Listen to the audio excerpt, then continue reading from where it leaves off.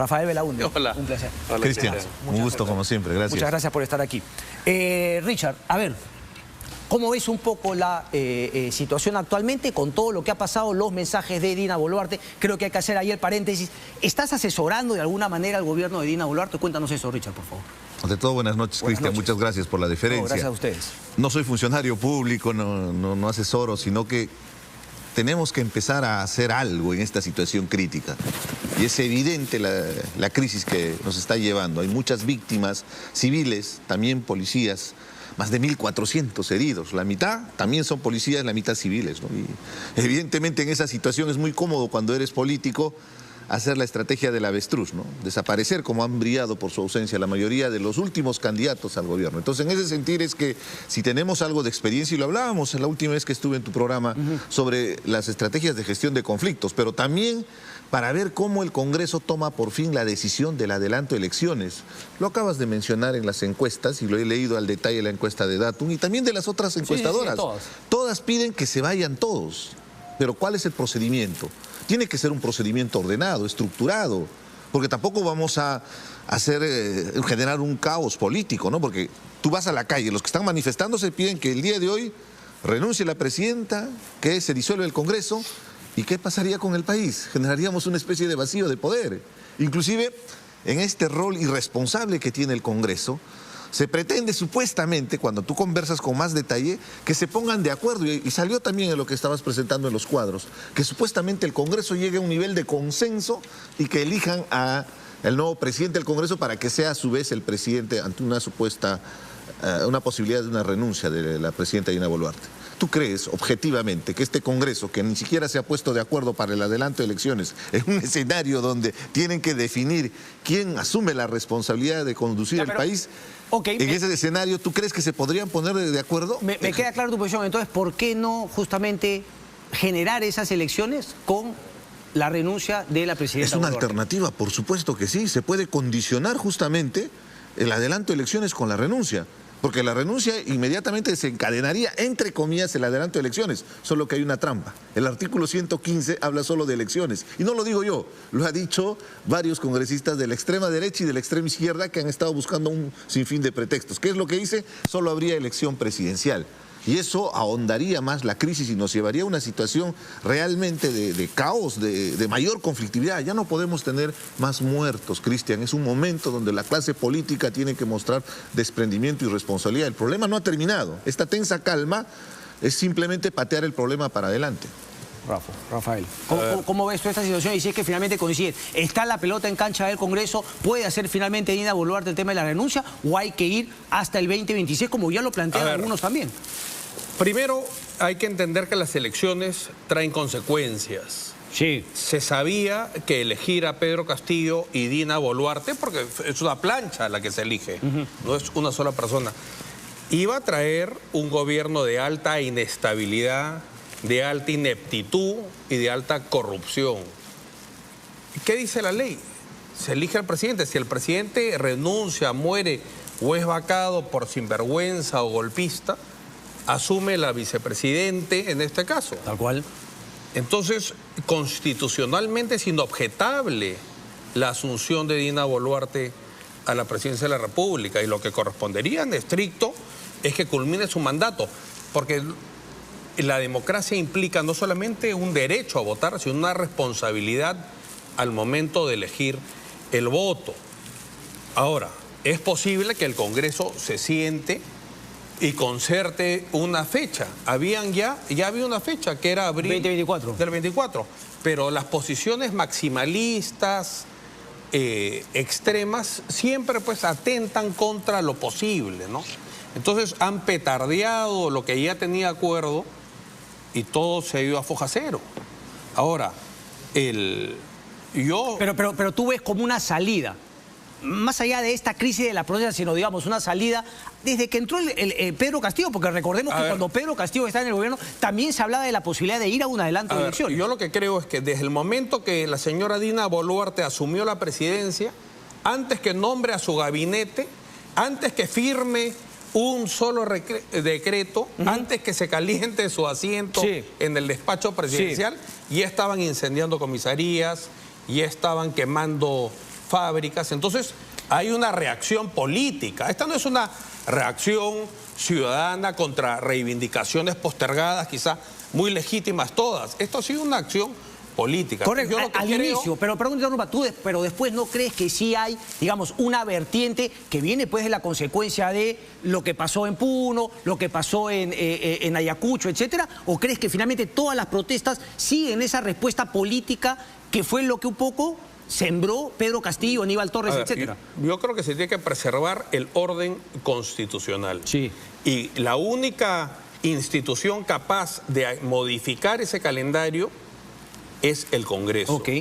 Entonces, arrinconar el Congreso porque dijo 2024, abril del 2024 y no las elecciones en 3 meses como quería una facción de la clase política, me parece que fue un grave error. Y haber insistido y boicoteado el acuerdo que ya había, me parece que es de una enorme irresponsabilidad. Ok, pero para pasar con Richard Arce, ¿te queda claro que, digamos, no sería lo mejor que todo el mundo espere sentarse hasta el 2026 en sus asientos? ¿O sí lo ves como una opción? Bueno, yo creo que existe un cronograma electoral. ¿Sí? Y existe un mandato que es legítimo.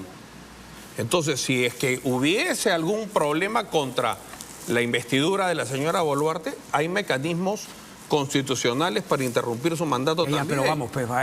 Pero lo que no puede ocurrir es que la turba, la violencia, el asalto de aeropuertos determinen la agenda electoral en el Perú. Ese es el otro problema que ha generado toda esta situación. Richard Arce, ¿cómo hacer con eso también? Creo que tú coincides en que, claro, hasta el 2026 tú no ves factible, potable que se sienten todos, pero ¿cómo hacer también en buscar una salida y efectivamente no darle el crédito a decir, bueno, aquí el que quema, el que finalmente no toma comisarías, etcétera, finalmente paga? Esto trae réditos políticos porque uno logra con lo que planteaba o con lo que quería salir. ¿Cómo jugar con ese tema, ¿no? O cómo solucionarlo? Separemos la paja del trigo, definitivamente. ¿En qué sentido? En el asunto de la conflictividad social.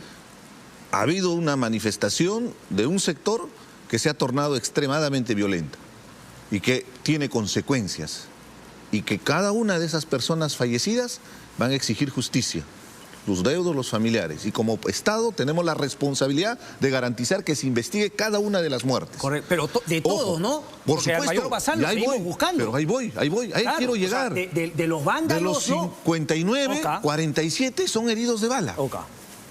Es responsabilidad en la primera impresión de las Fuerzas Armadas, que se tiene que investigar y responsabilizar individualmente, pero también hay una responsabilidad política que se tiene que asumir.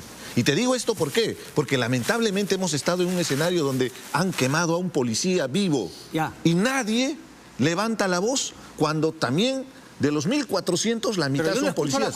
Richard, entonces yo no escucho a nadie de los grupos de derechos humanos decir que también exigen individualizar a los responsables del asesinato de policía. A eso quería llegar, porque el tema de los derechos humanos trasciende más allá de la posición de izquierda, de derecha, de centro o donde quiera.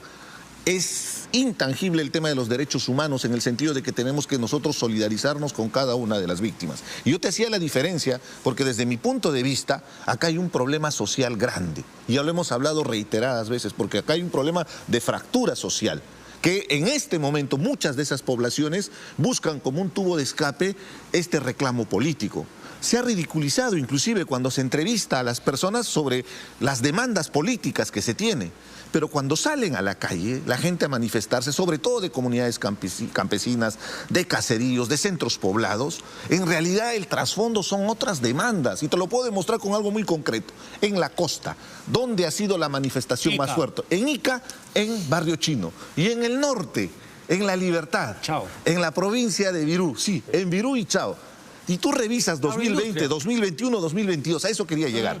Ha habido varias manifestaciones, ha habido varios problemas, inclusive ha habido bloqueos de carretera, ha habido cuestionamientos. El sector agroexportador nos está ayudando mucho al país, pero también ese sector tiene que estimular para que la gente que trabaja, que da la mano de obra, tenga mejores beneficios y ese Estado también garantice. Entonces, ¿a qué quiero llegar con todo esto?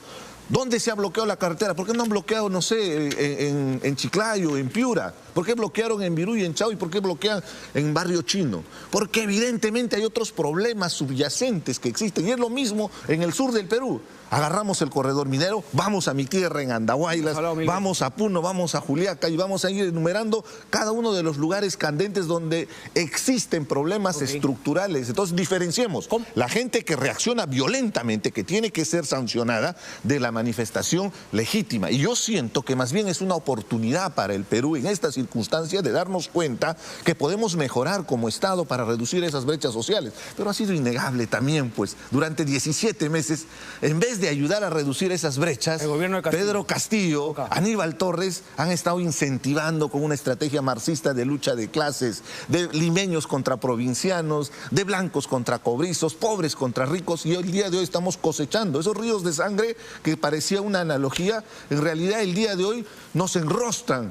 ¿A qué nivel puede llegar incentivar la violencia y la confrontación entre peruanos? Una pregunta para entrar, porque quiero hablar también de propuestas. Ambos, digamos, tienen aspiraciones políticas. No, tú ya lo has sido, tú también, ¿no? Una columna se cocinan outsider. O sea, ¿van a estar finalmente participando en una próxima elección? ¿Desde una tribuna u otra? Tú sí. Bueno, estamos trabajando, pero yo creo que está el partido. Hay espacio para una propuesta amplia, yo creo. El Perú... Pero a ver, no que tú seas candidato, nada, sino que finalmente participar políticamente de una manera u otra. De hecho, ya lo hacen de alguna manera. Partido, claro. ¿Tú, Richard?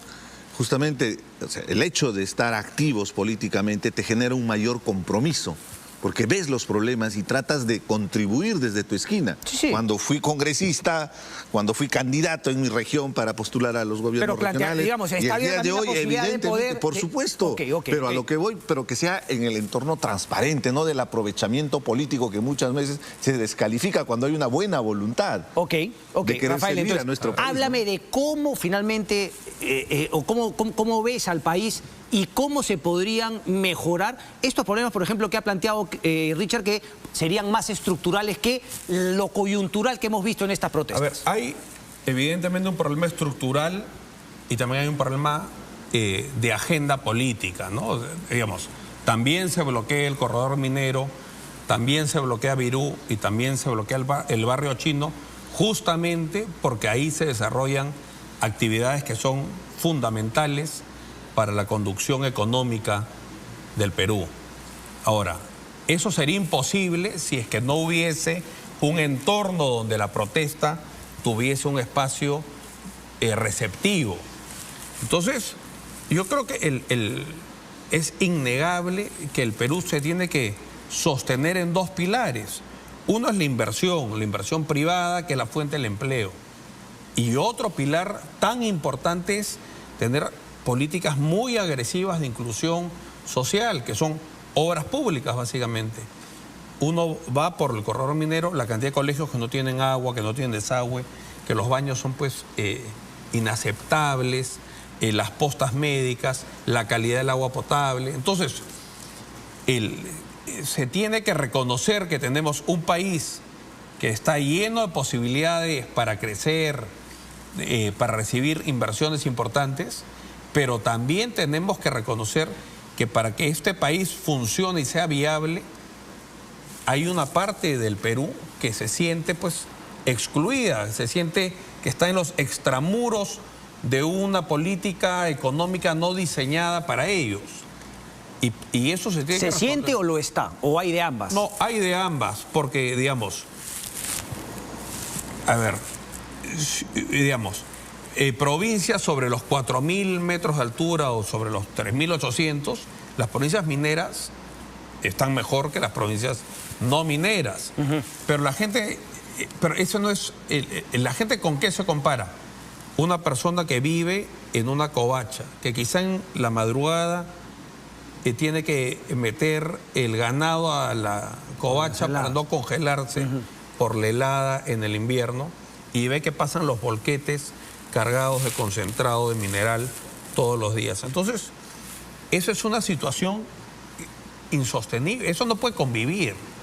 Entonces, el Estado tiene que hacer un esfuerzo que tiene que trascender a lo que haga el gobierno regional o provincial o distrital. Tiene que haber un compromiso, casi una acción afirmativa para asegurarse que en las zonas de donde el Perú genera sus principales ingresos, la gente tenga condiciones que se condigan con la dignidad humana. Ok, pero cuando hablas del eso Estado... no ha ocurrido. No ha ocurrido. Y cuando hablas del Estado, obviamente hablas de el gobierno central, pero también los gobiernos regionales, municipales, Claro, provinciales. entonces hay Pero lo que que planteas es que repensar el gobierno central debería hacer más por ayudar a esos gobiernos regionales. Mucho más involucrado, destinar más recursos.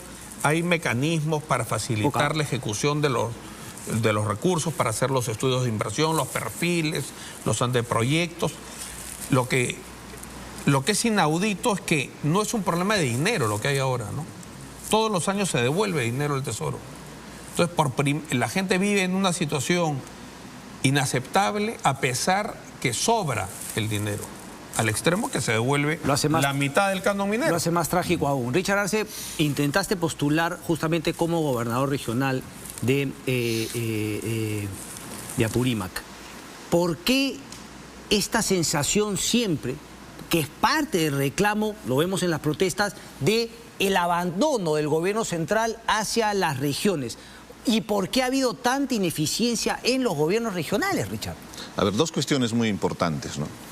La realidad es hay una ausencia real del Estado. Y te lo grafico con algo muy concreto que pasa en Andahuaylas y en Apurímac. Nosotros tenemos una pista que une desde Ayacucho hasta Bancay, pista gracias a un paro. Tenemos la Universidad José María Arguedas gracias a un paro. El hospital que está paralizado 14 años es gracias a un paro. O sea, ¿cómo puede ser posible que una sociedad tenga que manifestarse con medidas de protesta para que recién el Estado aterrice con las atenciones? Yo siento que ahí está el problema de fondo, pues. Y acá la responsabilidad es compartida, porque también los alcaldes, los gobernadores regionales, que no se sustraigan del problema, porque en este momento inclusive tienen mayor legitimidad, porque acaban de ser elegidos, están a un mes de gestión. Sí, pero deberían ser articuladores. Exactamente, pero a eso voy. todos se esconden. Pero es que el escenario es complicado. Hay un serio cuestionamiento a las propias autoridades. El asunto es que tienen que empezar a tender puentes para trabajar de manera conjunta y aterrizar en esos proyectos. Se habla todo el tiempo de mesas de diálogo. Tendrían que no ser de diálogo, deberían ser de ejecución inmediata para poder atender las necesidades. Te grafico con algo muy concreto también que ha pasado en Andahuaylas. El aeropuerto, la noticia sale, el aeropuerto ha sido destruido, eso es cierto, pero el aeropuerto no funcionaba desde el 2018, cuando quebró esta empresa LC Perú. Fue el último avión que llegó a Andahuaylas. Y el día de hoy, pero bueno, el aeropuerto funcionaba y permitía aterrizar aviones, ambulancia, para trasladar enfermos, porque en Andahuaylas no hay especialistas. Entonces, ¿ahora qué ha sucedido? El aeropuerto ha sido destruido y las carteras están bloqueadas. En esta semana había pacientes que necesitaban ser evacuados a Cusco, a Lima.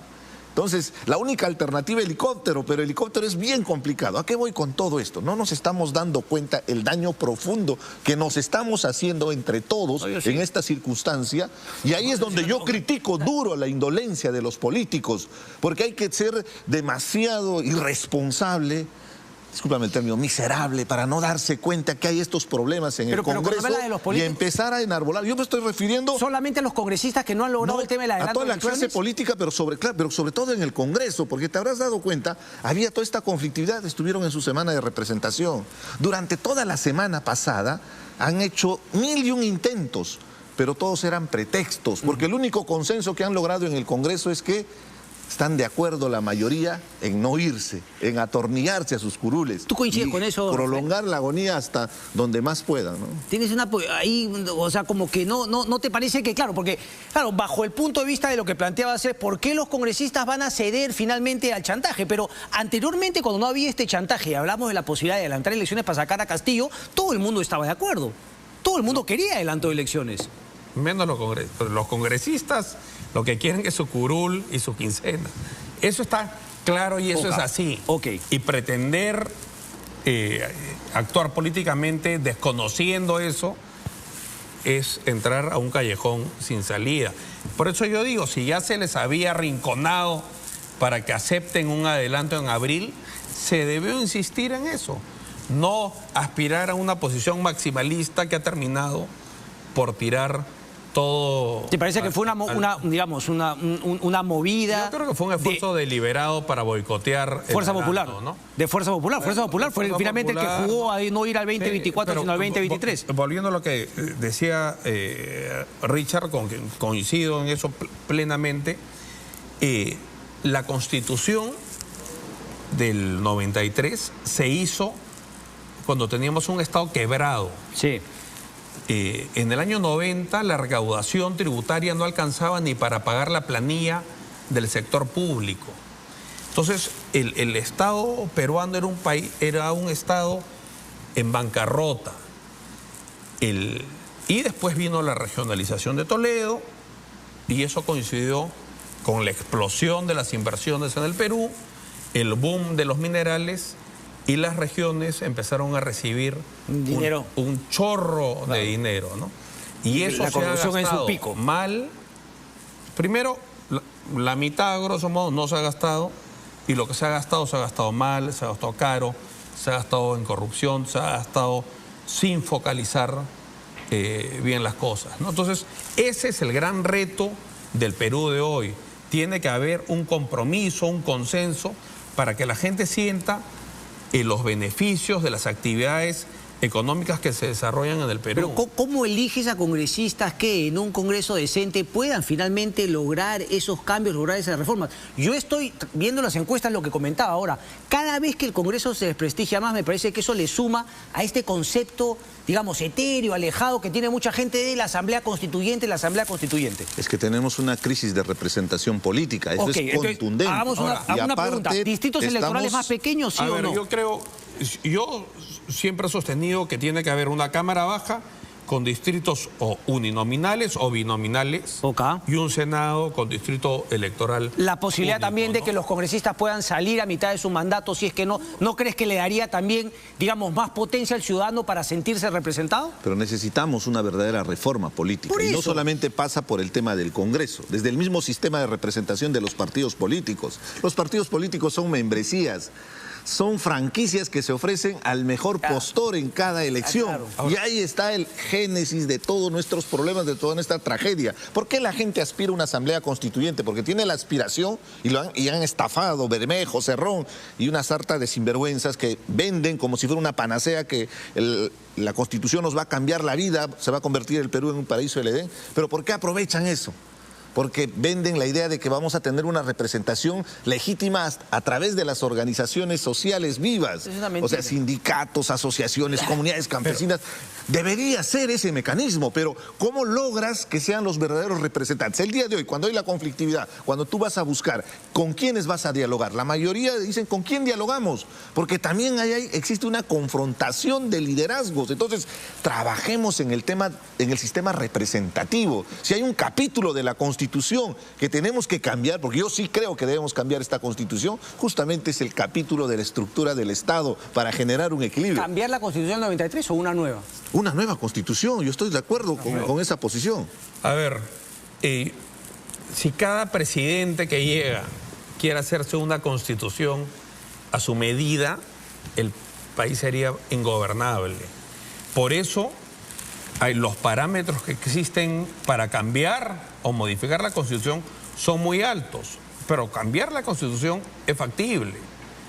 Tienes que tener 87 congresistas que voten a favor de eso en 2 legislaturas consecutivas o 66 más referéndum. Pero lo que no se puede es a través de la presión de la calle y a través de la bulla obligar a buscar un mecanismo no previsto. Tal cual. Pero en la ley. Pero al mismo tiempo si no entramos a lo que se llama la oclocracia.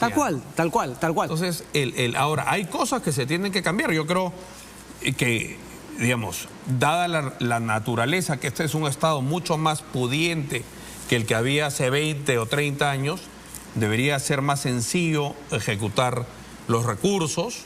Creo que hay temas que tienen que ver con los derechos de los consumidores, que deberían estar mejor reconocidos y empoderados en la Constitución. Creo que hay temas, por ejemplo, que faculten al Estado a invertir para la masificación del gas y llevar el gas a Andahuaylas, donde está ese enorme potencial, los yacimientos de hierro y al corredor minero para poner fundición. Es decir, como esta Constitución se hizo en un momento que el Perú estaba quebrado, es muy restrictiva. Hay que cambiarla. Entonces hay que hacer, Claro, hay que cambiar. Que la modificando, pero el tema es por qué nadie la modifica en el Congreso. Pero lo que con se mucha requiera. responsabilidad, Cristian, porque Pero hay varios no la detalles. Constitución. Ahí hay No la Constitución, sino modificar ahí hay artículos en varios la detalles. Constitución. Primero, Richard, me tengo que ir, no termina. engañar a la gente. Ok. Eso es determinante. Ok. Y generar ese espacio constituyente que decimos, ese momento constituyente. Pero ¿tú crees que en momentos de cabeza caliente, donde estamos confrontando, vamos a entrar en racionalidad y vamos a sacar una buena constitución? De ninguna manera. Tenemos que primero entendernos. Al final, todas y todos somos peruanos. Busquemos el objetivo nacional que debe ser la paz social. Me tengo que ir, pero Esa es la más gran allá tarea. de esa diferencia del momento constituyente, podrían ir a una alianza. Hay cuestiones en No, común, yo creo justamente que de cara a la próxima. Richard Arce ha demostrado un Gracias, temple Vamos a- democrático digno de ser. Vamos a ver entonces, pero No, lo gracias, importante es que Rafael. finalmente no vayan pensando en No, pero- alianzas para las pero- próximas pero elecciones. este es el mejor ejemplo Pausa y de que venimos. podemos dialogar, ¿no? Claro que sí. En diferencias. Qué interesante, ¿no?